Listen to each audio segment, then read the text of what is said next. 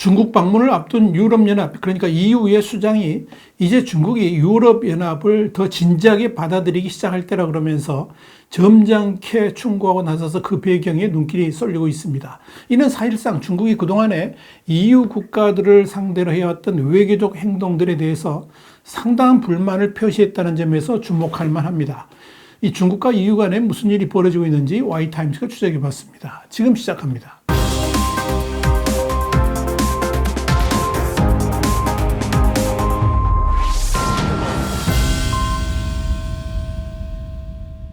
호세 보렐 유럽연합 외교 안보 고위대표는 홍콩의 사우스차이나 모닝포스트하고의 단독 인터뷰를 통해서 중국은 미국과의 경쟁이라는 렌즈를 통해서 EU와의 관계를 바라보는 것을 중단해야 된다 그러면서 내 방중 첫째 목표는 유럽이 중국을 진지하게 받아들이고 있고 중국의 부상을 방해하려는 숨겨진 의지가 없음을 중국 측에 재확인시키는 것이다. 이렇게 밝혔습니다. 이 인터뷰는 12일 게재가 됐습니다. 보렐 대표는 이어서 우리의 중국에 대한 평가와 행동은 전적으로 우리 자신의 이익에 따른 것이라 그러면서 우크라이나 전쟁이 우리를 경제 파워에서 지정학적 파워의 입장으로 변화시켰고 전략적 책임을 매우 진지하게 받아들이게 됐다.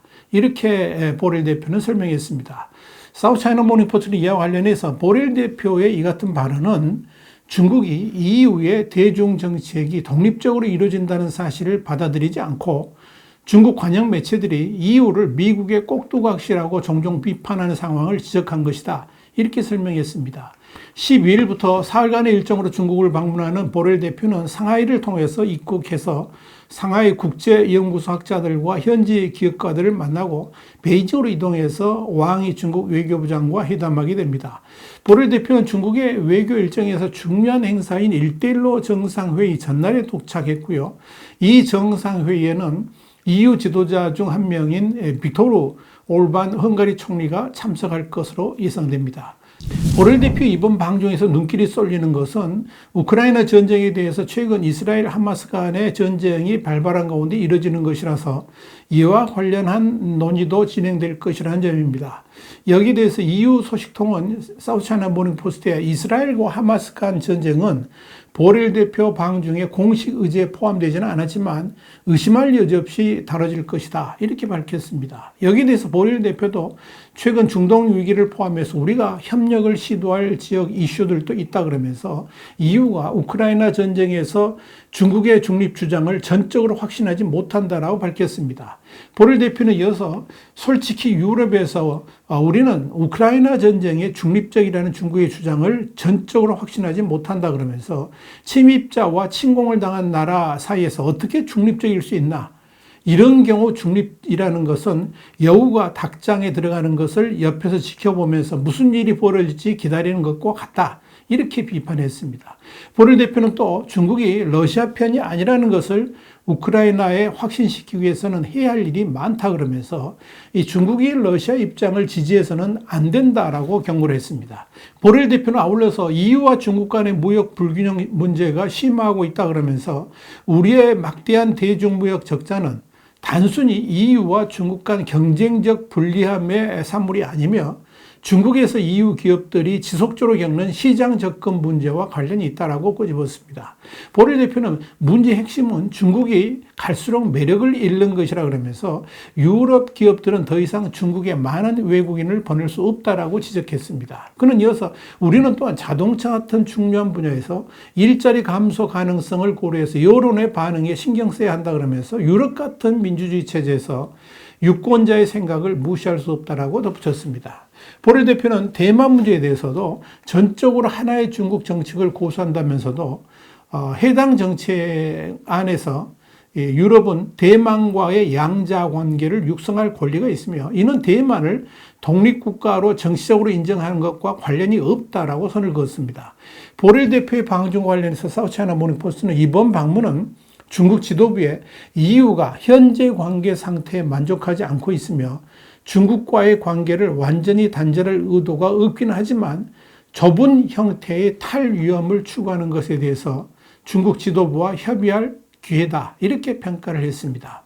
이런 가운데 파이낸셜 타임스는 현지 시간 10일 EU가 중국에 생산된 전기차에 이어서 철강 제품에 대해서도 불공정 보조금 혜택 여부를 조사할 방침이라 그러면서 EU는 오는 20일 미국 워싱턴에 열리는 EU 미 정상회담을 계기로 이 같은 계획을 공식 발표할 예정이다. 이렇게 보도했습니다.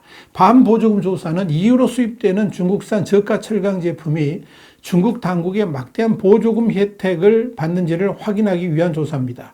EU 집행위원회 직권조사 결과 중국산 철강이 받은 보조금 규모가 공정경쟁 환경을 저해하는 수준이라고 판단되면 그에 따른 상계 관세가 부과됩니다. 통상 반보조금 조사에는 총 13개월 정도가 소요됩니다. EU의 이런 움직임은 중국산 저가 철강과 경쟁해서 자국 산업을 보호하려는 미국의 대중압박 전선에 EU도 동참하기로 결정했다는 의미에서 더욱 주목을 끕니다. 앞서 우르줄라 폰데어 라이엔 EU 집행위원장은 지난달 13일 연례 정책연설에서 중국 정부 보조금을 받은 저가 전기차가 시장을 왜곡하고 있다 그러면서 반보조금 조사 방침을 전격 발표를 했고 EU는 이달 4일부터 공식 조사에 착수한 상태입니다. EU의 대중국 압박은 또 있습니다. 블룸버그는 현지 시간으로 10일 스페인 정부는 5억 유로가 투입되는 자국의 지역 5G 네트워크 개발 사업에 화해를 배제한다고 밝혔으며 이에 화해는 자사의 스페인 지사를 통해서 행정소송을 제기했다고 보도했습니다. 앞서 지난 6월 16일 테리 브루통 유럽연합 내부시장 담당 집행위원은 기자회견을 통해서 EU 모든 회원국을 향해 중국 기업인 화웨이와 ZTE 장비 사용을 금지하라고 촉구한 바 있습니다.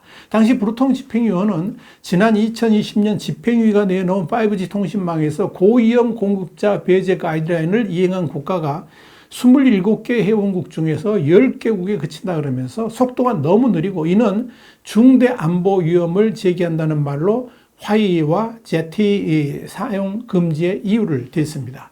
그러면서 통신 서비스 관련 영내 공공 입찰 시 화웨이와 ZTE 참여를 금지할 것이라고 예고하기도 했고 스페인 정부의 이번 조치는 이 지침을 지킨 것으로 보입니다. 일각에서는 EU가 지난달 13일 중국산 전기 자동차에 대한 반보조금 조사 예고를 한 데 이어서 지난 3일 반도체, 인공지능, 그리고 양자 컴퓨팅, 바이오 등 4대 첨단 기술을 무기화할 위험성을 평가하겠다고 밝혔다는 점에서 이 스페인 정부의 이번 조치가 디리스킹 차원이라는 분석도 나옵니다.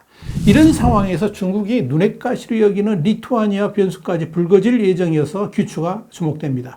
블룸버그는 현지 시간 11일 빅토리아 치밀리테 리투아니아 국회의장이 오는 21일부터 29일까지 경제계 인사들과 함께 대만과 일본을 차례로 방문할 예정이라 그러면서 치밀리테 의장은 대만 방문 기간 양국 경제협력 방안을 논의한다라고 보도했습니다. 리투아니아 고위급 인사의 대만 방문은 2021년 11월 리투아니아 수도 밀뉴스에 주 리투아니아 대만 대표처가 설치된 이후에 2년 만에 이루어지는 것입니다. 리투아니아 주 대만 대표처는 2022년 11월 7일 정식 개관했습니다. 이는 하나의 중국 원칙에 따라서 대만을 중국 영토로 여기고 또 대만과 외교 관계 수립에 반대하는 중국의 정면으로 맞선 조처였습니다. 이 때문에 중국은 자국 주도의 리투아니아 대사를 소환하고 양국 관계를 대리 대사급으로 격화했는가 하면 리투아니아 수출품의 통관을 막는 등 경제 보복도 했습니다. 그런데 이번에 리투아니아 고위급 인사가 또다시 대만을 방문하면서 중국 당국의 거센 반발을 불러일으킬 것으로 보입니다. 리투아니아는 중국을 겨냥해서 권위주의 체제에 맞서겠다는 의지를 피력해왔고 중국의 신장 유이구르 정책을 학살로 규정하면서 반대해 왔다는 점에서 중국 역시 강력하게 대응할 것으로 보입니다. 문제는 리투아니아에 대한 중국의 긴장 고조가 EU와의 관계를 해칠 수도 있다는 점입니다. 이에 따라서 EU와의 관계 개선이 급선무인 중국의 입장이 난처해질 수도 있다는 분석도 나옵니다. 그렇다고 모른 채 하자니 이런 일이 EU의 다른 국가들로도 전이될 수 있다는 점에서 문제의 심각성이 있습니다. 이래저래 중국은 곤혹스러울 수밖에 없을 것으로 보입니다. 미국 시장을 대체할 것으로 예상했던 EU 시장이 중국과의 거리두기를 하는 상황에서 다른 외교적 문제들까지 불거지는 상황이라 이러한 상황에 중국이 어떻게 대처를 해 나갈지 주목됩니다. 이 모두가 중국 당국이 자초한 일이라는 점에서 중국의 대응도 한계가 있을 것으로 보입니다. 와이타임 정세 분석이었습니다. 감사합니다.